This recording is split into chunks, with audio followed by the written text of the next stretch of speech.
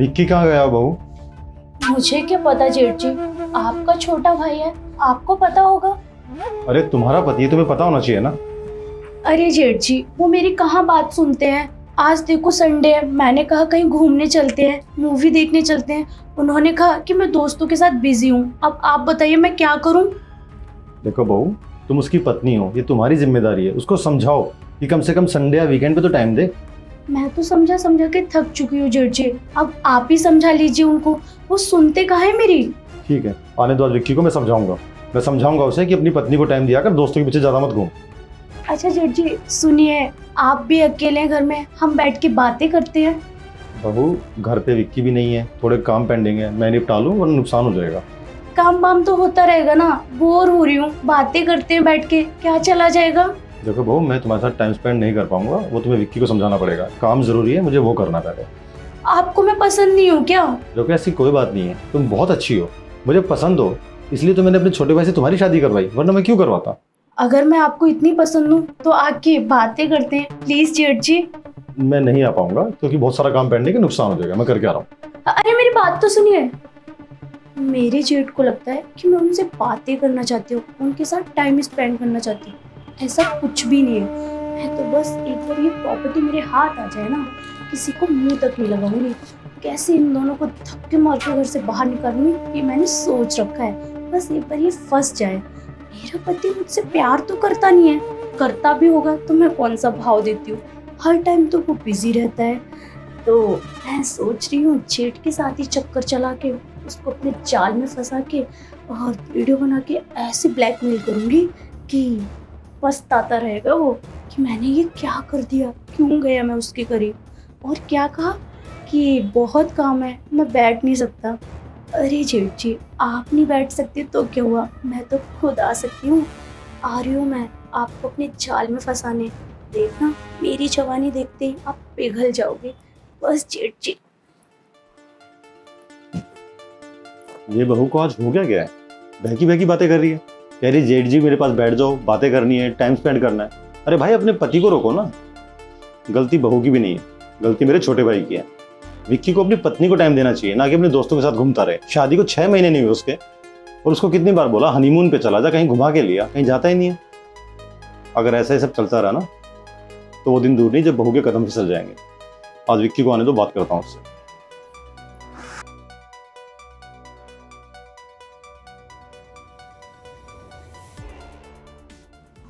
क्या कर रहे हैं जेठ जी। कुछ नहीं, मैं डाटा चेक कर रहा हूँ कि इस बार क्या क्या लेन देन हुआ है, कितनी पेमेंट आई, कितनी बैलेंस है। वो मैं कर देती हूँ। नहीं नहीं, तुमसे नहीं हो पाएगा। क्यों नहीं होगा, और ऐसा कोई भी काम नहीं है जो मैं ना कर पाऊँ। ये क्या कर रहे हो बहू, पल्लू पर करो ना। आप कर दीजिए ना। देखो, मैं तुम्हारा जेठ हूँ और ये तुम्हारा ससुराल है, कोई मायका नहीं कि तुम कैसे भी घूमते रहो। इस पे पिन लगाओ। पिन है ही नहीं मेरे पास। पिन होता तो फिर मैं पल्लू नीचे थोड़ी ना रहता मेरा। लाके दे दीजिए ना। तुम्हें विक्की से मंगवानी चाहिए अपनी सारी चीजें। खैर वो नहीं ला रहा ना तो मैं ले आऊंगा, पर पल्लू को थोड़ा संभाल के रखो प्लीज। वाओ, कितनी देखभाल करते हो, कितना सोचते हो। मेरे लिए आप पिन लेके आओगे, फिर मेरे लिए आप सब कुछ कर दोगे जो मैं चाहती हूँ। वैसे मैं ये कह रही थी, घर में कोई है नहीं, हम लोग कहीं घूमने चले। देखो, मुझे बहुत सारा काम है और तुम्हें घुमाने का फर्ज है ना मेरे छोटे भाई विक्की का।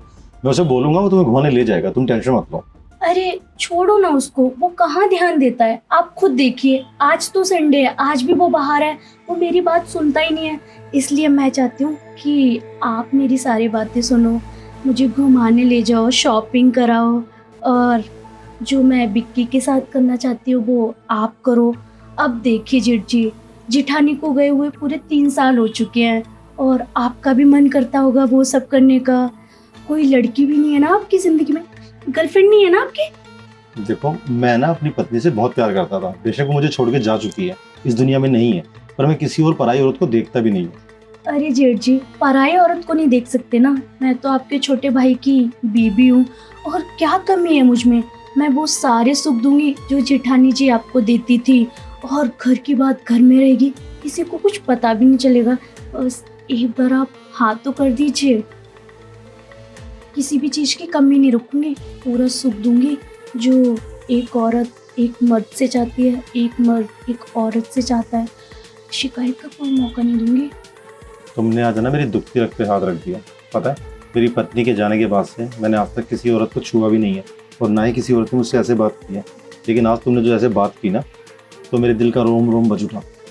अब तुमसे क्या छुपाना, मैं भी तुम्हें पसंद करता था लेकिन कभी बोल नहीं पाया। लेकिन आज जब तुम सामने से ऑफर कर रही हो तो मैं मना कैसे करूँ। ये हुई ना बात। आप बहुत समझदार हो। मुझे पता था आपको चाहिए एक औरत का सुख। अब चले बेडरूम में या सारी बातें यहीं करेंगे? इतनी भी क्या जल्दी है, बेडरूम में भी जाएंगे। लेकिन उससे पहले मैं तुम्हें एक बार जी भर कर निहार तो लूँ, क्योंकि मैंने आज तक तुम्हें कभी इतने गौर से देखा ही नहीं। अब जब मैं और तुम एक होने वाले हैं तो क्या तुम एक बार खड़े हो सकते हो? मैं तुम्हें ऊपर से नीचे तक देखना चाहता हूँ। हाँ हाँ, आपने बोला है तो आपके लिए इतना तो कर सकती हूँ। ये देखिए, अच्छे से निहारिए। वैसे हूँ ना सेक्सी? बहुत प्यारी चांद का टुकड़ा। आपने मुझे थप्पड़ क्यों मारा? ये थप्पड़ मुझे उसी वक्त मार देना चाहिए था जब तुम अपने यार से हंस के बातें कर रहे थे कि कैसे मेरे और मेरे भाई को फंसा के प्रॉपर्टी अपने नाम करोगे। अरे हाँ बेबी, मैं आपसे प्यार करती हूँ।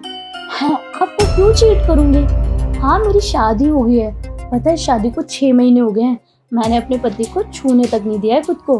पता है, जब भी वो मेरे करीब आता है ना, तो मैं पता है क्या बहाना बनाती हूँ? मेरे पीरियड्स आ रहे हैं, मेरे पेट में दर्द हो रहा है। और वो इतना बुद्धू है कि मेरी बातें सुन लेता है। कहता है बेबी कोई बात नहीं, बाद में ट्राई कर लेंगे। बस एक बार ये प्रॉपर्टी हमारे नाम हो जाए, मज़े ही मज़े हैं। और हाँ, रही बात जेठ की, उसको तो मैं ऐसे फंसाऊंगी कि वो इतनी जल्दी छूटने वाला भी नहीं है। जैसे ही वो मुझे टच करेगा या फिर मेरे करीब आएगा ना, मैं वीडियो बना लूँगी और फिर ब्लैकमेल करेंगे और फिर सारी प्रॉपर्टी अपने नाम करवा लेंगे। तुम टेंशन मत लो। अरे हाँ बेबी, मैं जब अपने पति को नहीं छूने देती तो उसको भला क्यों छूने दूंगी? तुम टेंशन मत लो, मैं तुमसे ही प्यार करती हूँ। I love you baby. अच्छा ठीक है, मैं जा रही हूँ, मेरा पति घर पे है नहीं। मैं थोड़ा ट्राई कर लूँ जेब पे, क्या पता फंस जाओ। जल्दी से जल्दी काम होगा तभी तो मैं निकल पाऊंगी यहाँ से और तुम्हारे पास आ पाऊंगी। अच्छा ठीक है, रख रही हूँ मैं, बाय। अरे किस मिट्टी की बनी हो तुम? तुम्हारी फैमिली को इतना अच्छा समझता था मैं। मुझे लगता था उनकी फैमिली की बेटी भी बहुत अच्छी होगी। अपने भाई के लिए पसंद किया था ताकि तुम मेरे इस घर को अच्छे से सजा सको, संवार सको। और तुम इस घर को बर्बाद करने चली थी। अरे जब मेरे भाई से प्यार ही नहीं करती थी, शादी करने की जरूरत क्या थी? आई एम सॉरी जेठ जी, मैं बहक गई थी। मैंने सोचा था कि पति तो मुझे भाव देता नहीं है, क्यों ना आपको अपने जाल में फंसा लूं और सारी प्रॉपर्टी अपने नाम करवा लूं। और पता है जेठ जी, मैंने शादी आपके भाई से अपनी मर्जी से नहीं की, बल्कि मेरे साथ जबरदस्ती कराई गई थी। मैं किसी और से प्यार करती हूँ और मैं उससे ही शादी करना चाहती हूँ, लेकिन मेरे घर वाले नहीं माने और इसलिए मैंने विक्की से शादी करने के लिए हाँ बोल दिया। मुझे माफ कर दीजिए। जब तुम प्यार ही नहीं करते थे मेरे भाई से तो मुझे बता सकते थे ना, मेरे भाई को बता सकते थे, हम शादी खुद ठुकरा देते। लेकिन तुमने क्या चुना? मेरे भाई से शादी करने के बावजूद चक्कर कहीं और चलाओगे और जिंदगी हमारी बर्बाद करोगे। और क्या बोले थे, मेरा भाई टाइम नहीं देता। अरे एक आदमी कैसे टाइम दे सकता है जब उसकी पत्नी कभी पीरियड्स का बहाना, कभी पेट दर्द का बहाना बना के उससे दूर हो जाएगी? तो कैसे वक्त देगा तेरे को वो? बस बहुत हुआ, अब मुझे कुछ और शब्द नहीं सुनना तुम्हारे मुंह से। अब जो तुम्हारी ये असली सच्चाई है ना, ये तुम्हारे परिवार के सामने लानी पड़ेगी। उनको भी तो पता लगे कैसी गुण दिया उन्होंने अपनी बेटी को। अब चुपचाप मेरे घर से निकलो और डाइवोर्स के पेपर तुम्हारे घर पहुंच जाएंगे, समझे तुम? जेठ जी मुझे माफ कर दीजिए, मुझसे बहुत बड़ी गलती हो गई। मैं वादा करती हूँ आगे से ऐसा कभी नहीं होगा। प्लीज मुझे माफ कर दीजिए, मुझे घर से बाहर मत निकालिए। मैं कहाँ जाऊंगी जेठ जी? मैं तुम जैसे इंसान को एक भी मौका नहीं दे सकता, क्योंकि जिस इंसान की फितरत में ही धोखा देना हो ना, वो धोखा दोबारा जरूर देगा। और मैं ऐसा रिस्क लेना नहीं चाहता, क्योंकि कल को तुम मेरे और मेरे भाई को कटघरे में लाके खड़ा कर दोगे। अब तुम्हारी भलाई इसी में, चुपचाप निकलो मेरे घर से। मेरी बात तो सुनिए। निकलो से। और आज के बाद अपनी शक्ल मत दिखाना।